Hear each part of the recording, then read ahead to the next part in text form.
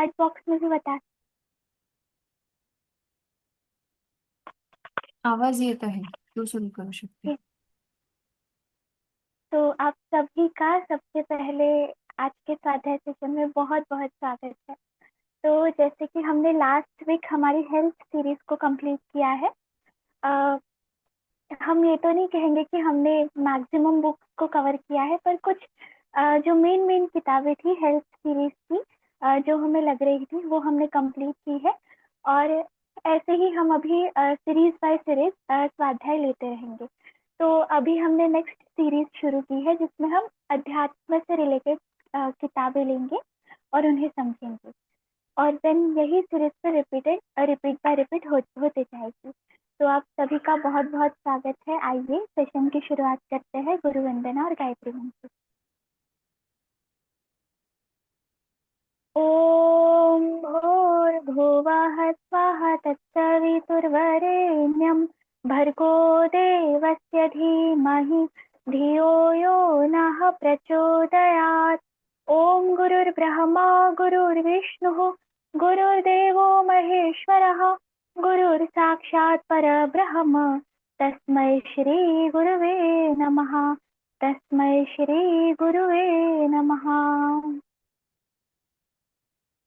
तो जैसा कि आप स्क्रीन पर देख पा रहे हैं, हमारी किताब का नाम है अध्यात्म क्या था, क्या हो गया और क्या होना चाहिए। तो सबसे पहले हम पृथक प्राकृत खंड से शुरू करते हैं। कहानी का पेज नंबर। हाँ। तो इस किताब के टाइटल से ही आप समझते होंगे ये किताब किस पर आधारित है। तो ऐसे ही हमने एक रिलेटेड किताब ली थी स्टार्टिंग में, विज्ञान और अध्यात्म का समन्वित स्वरूप। उसमें गुरुदेव ने हमें विज्ञान और अध्यात्म में क्या रिलेशन है वो बताया था। और ये आज की जो हमारी किताब है ये पूरी अध्यात्म से रिलेटेड है। गुरुदेव ने इसमें हमें समझाया है कि अध्यात्म अध्यात्म का वास्तविक स्वरूप क्या होना चाहिए, पर आजकल वो क्या हो गया है। आजकल लोगों ने अध्यात्म को क्या मान लिया है, जबकि उसकी डेफिनेशन वो नहीं है। और बहुत सारे ऐसे लोग हैं जो विज्ञान को अध्यात्म से अलग समझते हैं, पर गुरुदेव कह रहे हैं विज्ञान और अध्यात्म एक दूसरे के पूरक है। वो एक दूसरे के साथ रिलेशन रखते हैं और साथ में चलते हैं।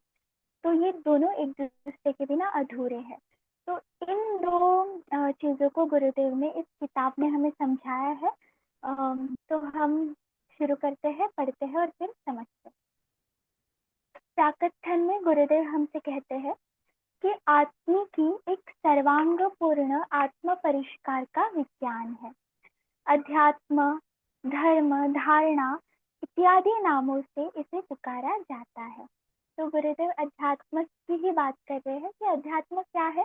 तो जनरली हम इसे कह सकते हैं ये एक वैज्ञानिक विधि है, या फिर ये एक वैज्ञानिक तरीका है हमारी सोच को बदलने का, हमारे विचारों को बदलने का, हमारे व्यवहार को बदलने का, यानी कि खुद का परिष्कार करने का ये एक तरीका है।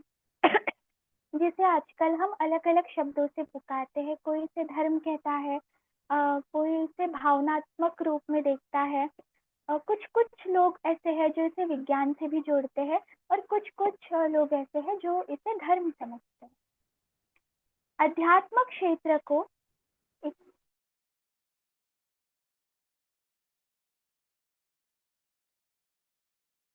अध्यात्म क्षेत्र को विज्ञान की ओर से सतत चुनौती मिलती रहती है, क्योंकि उस पर भ्रांतियों, मूढ़ मान्यताओं का एक कुहासा छाया हुआ है।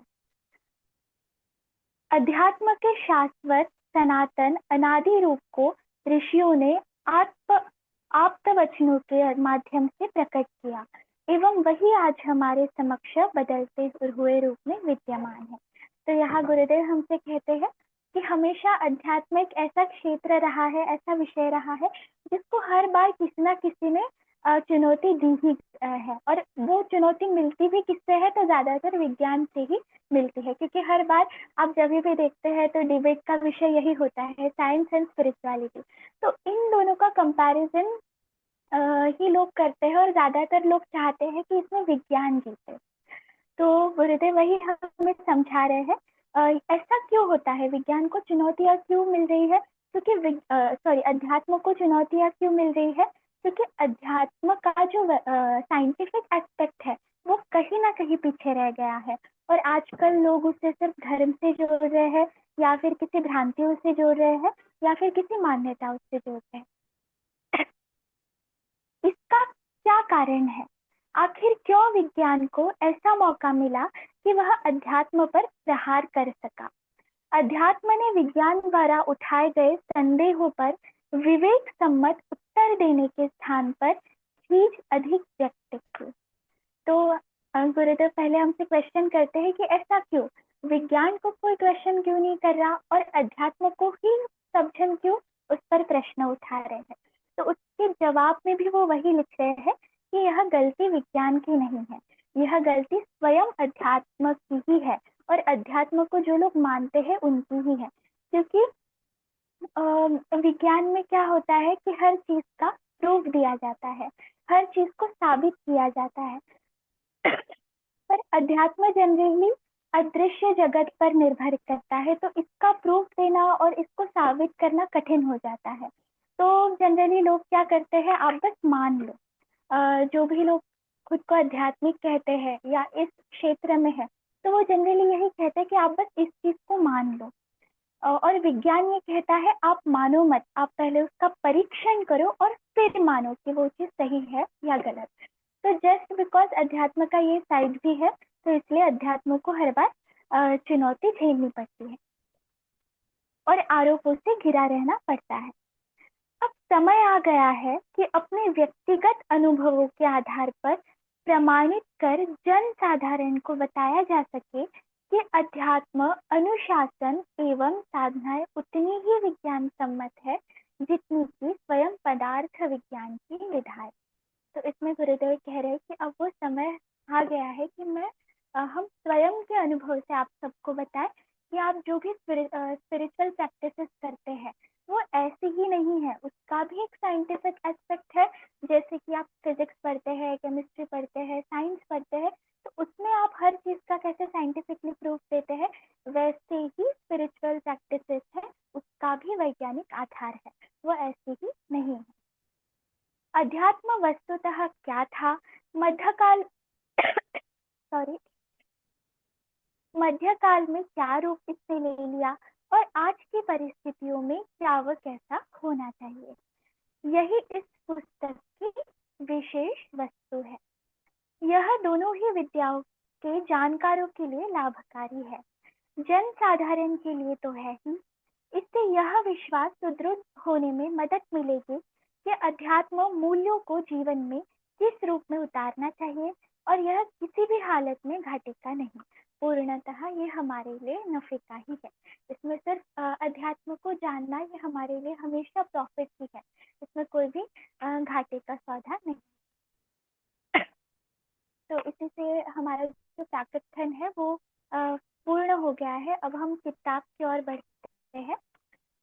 तो किताब का जो पहला विषय है वो यही है कि विज्ञान और उसके पृष्ठ।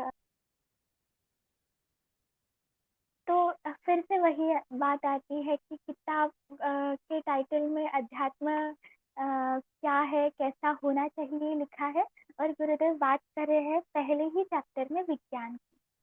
तो ऐसा क्यों है कि जैसे मैंने स्टार्टिंग में ही कहा कि हमने जो पहले किताब ली थी विज्ञान और अध्यात्म का समन्वित करो, तो इसमें गुरुदेव ने स्पष्ट रूप से बताया है कि विज्ञान और अध्यात्म एक ही सिक्के के दो पहलू हैं। तो ये आ, हम कह सकते हैं कि एक चक्के के दो हिस्से और एक गाड़ी के दो चक्के हैं, कि अगर एक भी हिल गया या एक भी गिर गया तो दूसरे का जो संतुलन है बिगड़ जाएगा। तो ये दोनों एक दूसरे से रिलेटेड है। यही गुरुदेव ने इस टॉपिक में भी हमें समझा है। तो हम पढ़ते हैं फिर समझ। विज्ञान और उसकी पृष्ठभूमि। यह विश्व ब्रह्मांड चेतना और पदार्थ से मिलकर बना है। पदार्थ संबंधी ज्ञान एवं प्रयोग को भौतिक विज्ञान कहते हैं, और चेतना संबंधी तत्व ज्ञान एवं उत्कर्ष की विधि व्यवस्था को अध्यात्म कहते हैं। थोड़ा सा हार्ड है, मतलब हम जब पहली बार पढ़ते तो थोड़ा हार्ड लगता है, पर इसका अर्थ उतना ही इजी है। तो गुरुदेव यहाँ वही कह रहे हैं कि जो पूरा ब्रह्मांड है दो चीजों से बना है। ये हम गायत्री महाविज्ञान में भी देखते हैं, गायत्री और सावित्री। तो दो चीजों से बना है, पहला है पदार्थ और दूसरी है उसकी चेतना। तो पदार्थ में ये सारी चीजें आ जाती है जो हम आजू बाजू देखते हैं, हमारे पंच तत्व आ जाते हैं। हमारी पृथ्वी जिन जिन चीजों से बनी है, हम रोजमर्रा के जीवन में जिन जिन चीजों का इस्तेमाल करते हैं स्वयं का जीवन जीने के लिए, वो सारी चीजें पदार्थ में आ जाती है, जिसे गुरुदेव ने एक नाम और दिया है सावित्री। और दूसरी है चेतना, जिसे गुरुदेव गायत्री भी कहते हैं। तो चेतना यानी कि क्या? तो इसमें गुरुदेव हमें समझा रहे हैं कि चेतना संबंधी तत्व ज्ञान एवं उत्कर्ष की विधि व्यवस्था को अध्यात्म कहते हैं। तो चेतना का ही अर्थ गुरुदेव ने अध्यात्म से जोड़ा है। अब वो कैसे, हम समझते हैं। जैसे अभी हम देखते हैं कि एआई बहुत तेजी से लोग उसे यूज कर रहे हैं, बहुत प्रचलित है और बहुत अच्छे एआई सोर्सेज हमारे पास उपलब्ध है, जिससे हम 2 मिनट में कोई भी कुछ भी इंफॉर्मेशन डालते हैं तो हमें वो पूरे आंसर्स दे देता है, अलग अलग जानकारियां दे देता है। तो ये एक तरीके से हम कह सकते हैं कि एजुकेशन पर्पस के लिए बहुत अच्छा है। और किसी को अगर कम्युनिकेशन स्ट्रॉन्ग करना है, जानकारी हासिल करनी है, तो उस चीज़ के लिए एआई बहुत अच्छा है। और हमारे बहुत से ऐसे काम है जो एआई आजकल बहुत इजी कर देता है। और मनुष्य को तो वही चाहिए कि कैसे उसका काम इजी हो, उसे कैसे कामों से हम मतलब कामों में उलझने का हम हमेशा देखते हैं कि ना ही उलझे, हमारा काम इजी तरीके से हो जाए। तो उसका सबसे एक अच्छा सोर्स हमारे पास है आजकल आर्टिफिशियल इंटेलिजेंस। पर हम जब इसके लाभ देखते हैं तो उसके साथ इसका एक और दूसरा एस्पेक्ट आता है जो उसकी हानि। आजकल इन्हीं सोर्सेस का इस्तेमाल करके लोग क्या कर रहे हैं, मिस इन्फॉर्मेशन फैला रहे हैं, गलत गलत चीजें प्रॉम्प्ट कर रहे हैं, किसी के नाम पर किसी की फोटो का गलत इस्तेमाल किया जा रहा है, किसी की आवाज का गलत इस्तेमाल किया जा रहा है। तो इसका जो हम कह सकते हैं डिसएडवांटेज ये भी है। तो अब हम इसे विज्ञान और अध्यात्म से कैसे जोड़ें? तो गुरुदेव कह रहे हैं विज्ञान वही है जो मनुष्य ने अपने मेहनत से उपलब्ध किया है, डिस्कवर किया है, इन्वेंट किया है, जैसे कि एआई। और अध्यात्म क्या है? उससे जुड़ी हुई चेतना। और चेतना भी कैसी चाहिए? अच्छी चेतना। अगर कोई व्यक्ति आध्यात्मिक खुद को कहता है तो हम उसे कह सकते हैं कि उसके पास अच्छी चेतना है, गुड कॉन्शियसनेस है, मतलब वो किसी भी चीज का अच्छी तरीके से उपयोग करेगा। तो अगर वो एआई का उपयोग कर रहा है तो वो अच्छी तरीके से करेगा, अच्छी चीजों के लिए करेगा। तो और अगर दूसरा व्यक्ति है जिसमें सिर्फ विज्ञान का नॉलेज है, उसे पता है किस किस सोर्स से हमें क्या मिलता है, पर उसकी चेतना ही सही नहीं है, उसकी चेतना में ही वो आध्यात्मिकता नहीं है, तो फिर वो क्या करेगा? विज्ञान का गलत इस्तेमाल भी कर सकता है।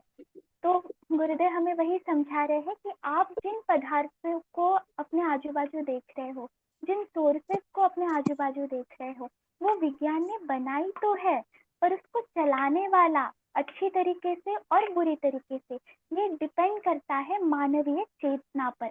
और मानवीय चेतना अगर अच्छी हो तो हम उसे कह सकते हैं कि हाँ, यह व्यक्ति एक प्रकार से आध्यात्मिक चेतना के साथ जी रहा है। और वही अगर वो चेतना गलत तरीके से काम करती हो और दूसरों के विनाश के लिए कार्य कर रही हो, तो हम कह सकते हैं कि नहीं, वह व्यक्ति का अध्यात्म से कोई भी लेना देना नहीं है, क्योंकि उसकी चेतना में ही वह अच्छे गुण नहीं है, अच्छे विचार नहीं है और अच्छे कर्म करने की क्षमता नहीं है। आई होप आपको समझ रहा होगा। तो ऐसे ही शब्दों में गुरुदेव ने विज्ञान और अध्यात्म को समझाया है। हम आगे बढ़ते हैं। भौतिक विज्ञान का तारतम्य तो अग्नि, प्रज्वलन, पशुपालन, कृषि, वस्त्र, निवास, पात्र, औजार आदि के साथ ही चल पड़ा था। पर उसका चरम विकास इस शताब्दी में हुआ है। जितने प्रकार के यंत्र, उपकरण, आयुध, रसायन एवं सुविधा साधन प्रस्तुत शताब्दी में विनिर्मित हुए हैं, उतना अतीत में कभी नहीं हुआ था। तो गुरुदेव ये उस समय की बात कर रहे हैं कि उस समय भी विज्ञान ने इतनी ज्यादा प्रगति कर ली थी कि हर चीज का उसके पास सलूशन था। भौतिक विज्ञान के प्रति जन साधारण की अभिरुचि में सॉरी भौतिक विज्ञान के प्रति जन साधारण की अभिरुचि में असाधारण रूप से अभिवर्धन हुआ है। यहाँ तक कि छोटे बड़े सभी विद्यालयों में विज्ञान की जानकारी अनिवार्य रूप में सम्मिलित की गई है। उसे अनुपयुक्त दिशा मिली है, तो जितना विकास हुआ है उतना विनाश भी हो सकता है। तो गुरुदेव वही कह रहे हैं कि विज्ञान को आजकल जितनी प्रशंसा मिल रही है, जितनी हाइप आज साइंस की है, उतनी प्रशंसा या उतनी हाइप हम अध्यात्म की नहीं देखते हैं। आजकल विद्यालयों में भी बहुत सालों से विज्ञान एक मुख्य विषय की तौर पर जाना जाता है और उससे अच्छी तरीके से बच्चों को सिखाया कि जितना उसका विकास है, मतलब जितना उसने प्रगति की है, तो जितना विकास उसका रहेगा उतना ही उसका विनाश भी हम हो सकता है। इस संदर्भ में विस्तृत चर्चा इन पंक्तियों में करना अप्रासंगिक होगा। कहा यह भर जा रहा है, अध्यात्म विज्ञान पिछड़ गया है। इसकी वैसी प्रगति नहीं हो सकी जिससे गाड़ी के दो पहिए की तरह, पक्षी के दो पंखों की तरह उनका संतुलन बना रहता है। तो वही है, साइंस तो आगे चला गया, पर वही है कि कुछ कारणों से हमारा जो अध्यात्म विज्ञान है वो पीछे रह गया है, जबकि उसे साथ साथ चलना था। इस असंतुलन के कारण ही विज्ञान को उद्धत क्रम अपनाने और विनाश लीलाएं रचने का अवसर मिला है। यदि दोनों एक दूसरे का सहयोग करते रहते तो समग्र प्रगति होती और धरती पर स्वर्ग का अवतरण संभव हो गया होता। अगर ये दोनों उस दौर से साथ में चलते तो काश आज गुरुदेव कह रहे हैं कि धरती पर स्वर्ग का अवतरण हुआ होता और हमारा जो देश है वो प्रगति की और ज्यादा प्रगति की ओर चला गया होता। विज्ञान की मूल प्रकृति यह है कि वह प्रतिपादनों को प्रत्यक्षवादी की कसौटी पर कसता है। अब जो विज्ञान का गुरुदेव कह रहे हैं, विज्ञान का जो नेचर है उसका स्वभाव ही यह है कि वो विदाउट प्रूफ कोई भी काम नहीं करता है। वो पहले उस पर एक्सपेरिमेंट करेगा, उसका पूरा परीक्षण करेगा और उसमें से एक निष्कर्ष निकालेगा और तभी उसका समाधान होगा। इससे कम में ना उससे संतोष होता है और न ही उसको समाधान होता है। भौतिक विज्ञान के प्रतिपादन को प्रत्यक्ष की कसौटी पर कसा जा सकता है। तथ्यों की यथार्थता परखने की हर किसी को छूट है। मतलब हर कोई हमारे यहाँ स्वतंत्र है कि वो सही गलत का एविडेंस निकाल सके, सही गलत की पहचान कर सके। यही कारण है कि उसकी प्रामाणिकता असंदिग्ध मानी गई है। मतलब यही कारण है कि विज्ञान पर आजकल कोई शक नहीं करता, क्योंकि विज्ञान हमें प्रूफ देता है, इसलिए उस पर शक की गुंजाइश करना तो बहुत हम कह सकते हैं न के बराबर ही है। जिसे जिस प्रकार की जितनी आवश्यकता थी उसने उसे निसंकोच उतना अपनाया भी। पर अध्यात्म विज्ञान के संबंध में भारी कठिनाई यह है कि उसके प्रतिपादन प्रत्यक्ष की कसौटी पर खरे नहीं उतरते। अब प्रॉब्लम सिर्फ अध्यात्म विज्ञान में ही आ जाती है, क्योंकि भौतिक विज्ञान का तो पूरा सॉर्टेड है, प्रूफ के साथ वो पहले ही खड़ा हुआ है कि नहीं, मुझ पर तो आप उंगली नहीं उठा सकते क्योंकि मेरे पास तो हर चीज का प्रूफ है। पर फिर अपना जो अध्यात्म विज्ञान है वो कहीं ना कहीं पीछे रह जाता है, क्योंकि वो हर चीज को प्रूफ नहीं कर सकता। जो कहा जाता है वो अदृश्य से, परलोक से संबंधित होता है। तर्क, तथ्य, प्रमाण और प्रत्यक्ष के आधार पर उसको विश्वस्त सिद्ध नहीं किया जा सकता। तो वही बात है कि अध्यात्म में स्थूल जगत की बातें नहीं होती है। अध्यात्म में अदृश्य जगत की बात होती है। तो ना इसका कोई प्रूफ होता है, ना कोई मानने के लिए तैयार होता है। तो जस्ट बिकॉज ये अदृश्य जगत की बात है तो विज्ञान इसे पूरी तरीके से नकार देता है। दूसरी कठिनाई यह हुई है कि अनेक धर्म संप्रदाय एवं दर्शनों ने उसे एक रूप से नहीं कहा। उनके कथनों में भारी अंतर है। तो एक पहली तो ये हुई, और दूसरी गुरुदेव कह रहे हैं कि आध्यात्मिकता को लोग धार्मिकता से भी जोड़ देते हैं। अब एक संप्रदाय कहता है कि हमारे पास 33 कोटि देवी देवता है, दूसरा कहता है कि नहीं हम तो एक को ही मानते हैं, और तीसरा कहता है कि ईश्वर जैसी कोई बात ही नहीं है। तो गुरुदेव कह रहे हैं कि धर्म और संप्रदाय खुद ही आजकल इन चीजों में लड़ी पड़ी है और उनका भी कोई एक निष्कर्ष नहीं निकलता है। तो उनके कथनों में आज भी भारी अंतर है। कहीं कहीं तो उन प्रतिपादनों में जमीन आसमान जैसा भी अंतर है। उनका पारस्परिक विरोध, मतभेद यह संदेह उत्पन्न करता है कि जब भौतिक विज्ञान के सभी प्रतिपादन एक ही तरह के हैं, तो अध्यात्म में इस तरह के का अंतर क्यों है? या तो इनमें एक सही है, या तो फिर इनमें गलत है, अथवा फिर सभी गलत है। तो इससे हम यही समझ पा रहे हैं कि विज्ञान तो सॉर्टेड है, भौतिक विज्ञान तो बिल्कुल सॉर्टेड है। कोई भी चीज का प्रूफ लेकर उसके पास वो हक से कह सकता है कि मैं एकदम करेक्ट हूँ।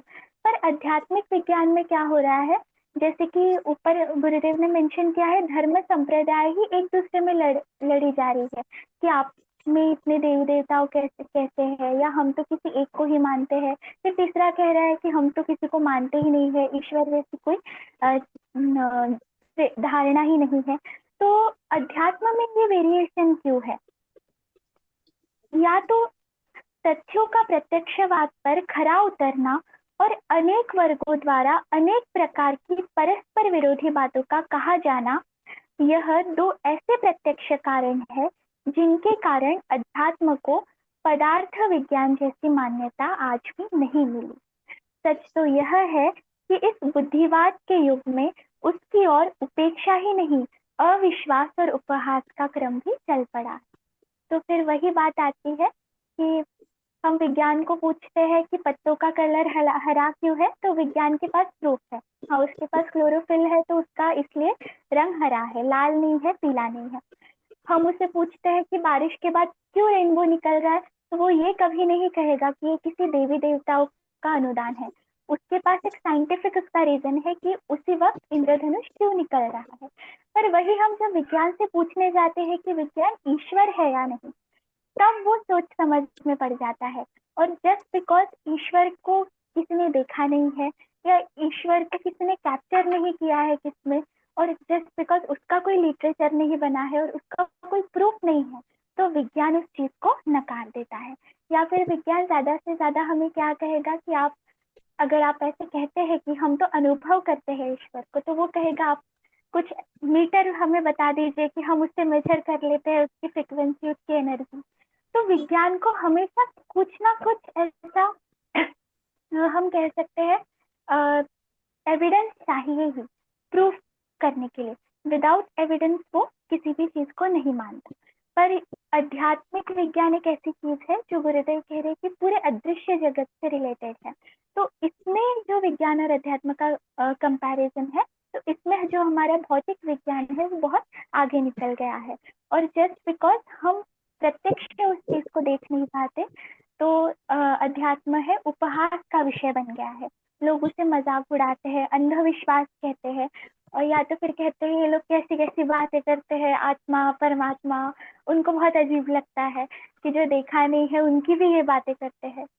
तो यही इन दोनों में उन्होंने डिफरेंस बताया है।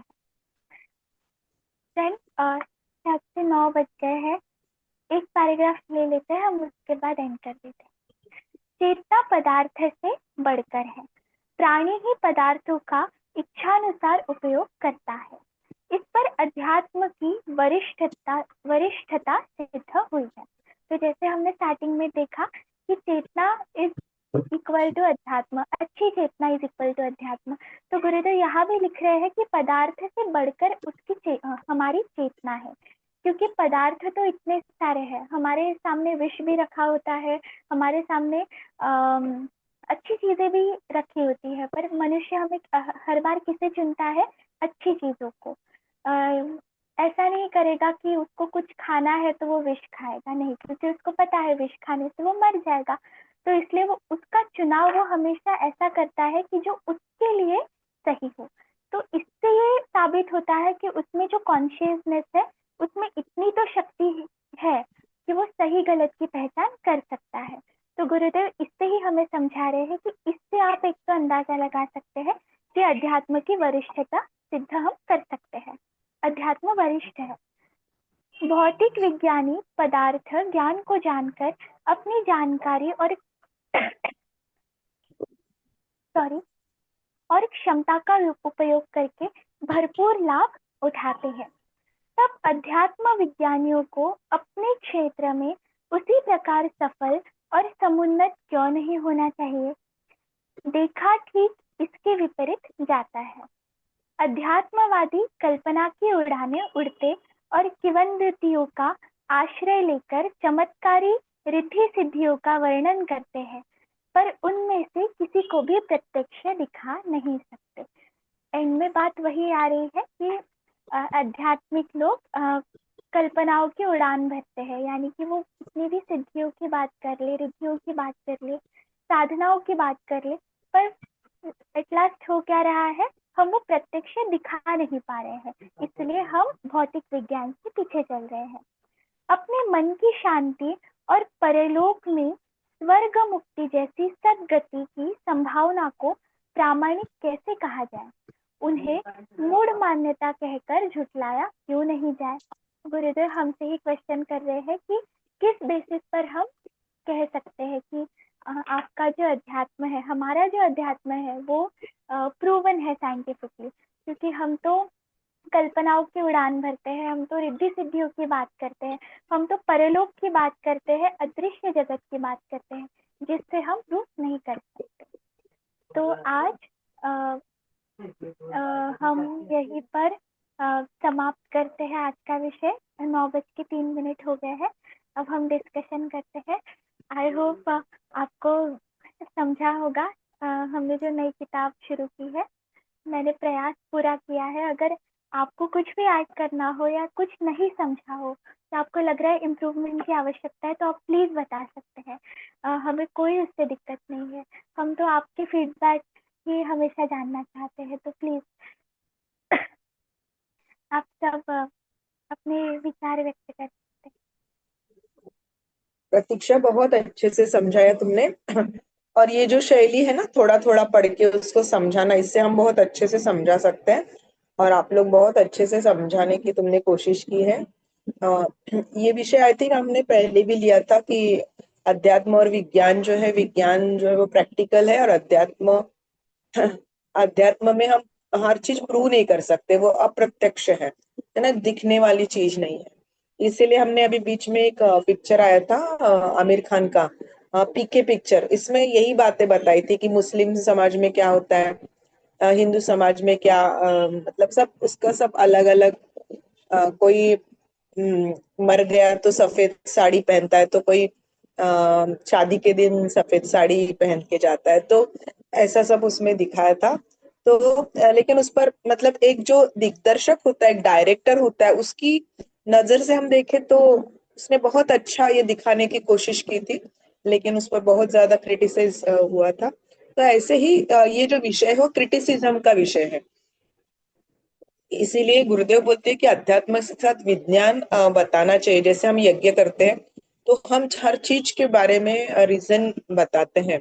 तो ये रीजन करने वाला जो सेंस होता है ना, ये साइंस का सेंस होता है कि हर हर इसमें ये क्यों होता है, क्यों का क्वेश्चन जो रहता है। इसीलिए हम देखते हैं नई पीढ़ी इसको नहीं मानती है। इसके कारण ही है कि बहुत सारे ऐसे चीजें हैं जो जिसका कारण नहीं बताया जाता। जैसे मैं हमेशा एक बात ये करती हूँ कि तुलसी जो है वो संडे को नहीं तोड़नी चाहिए।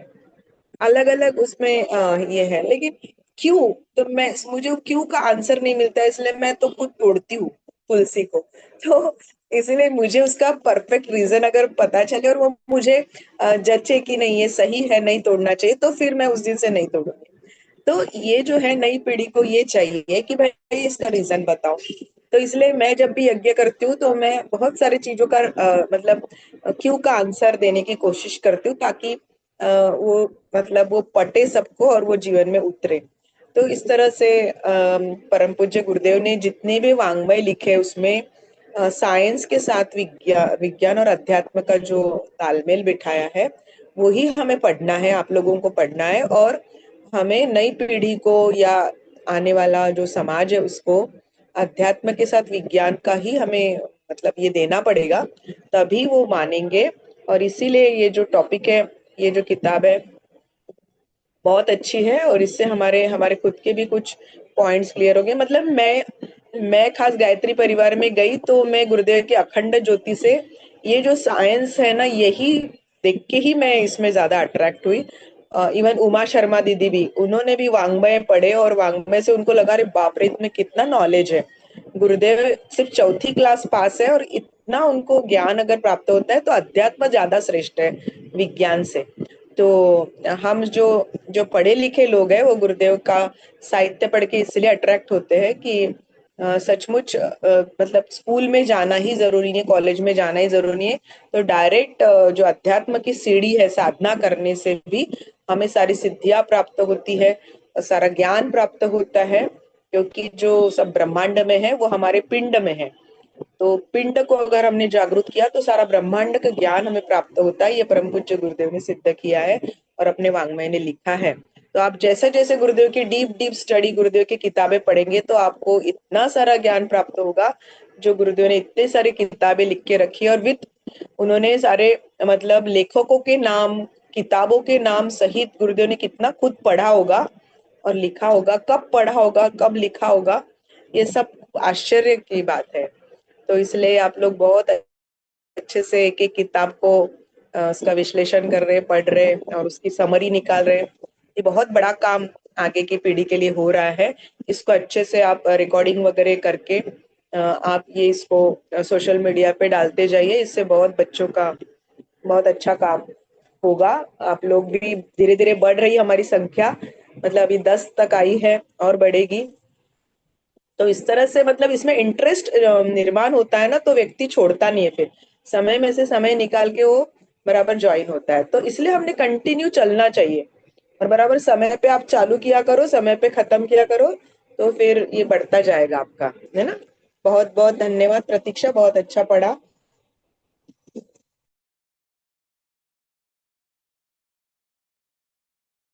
धन्यवाद आंटी।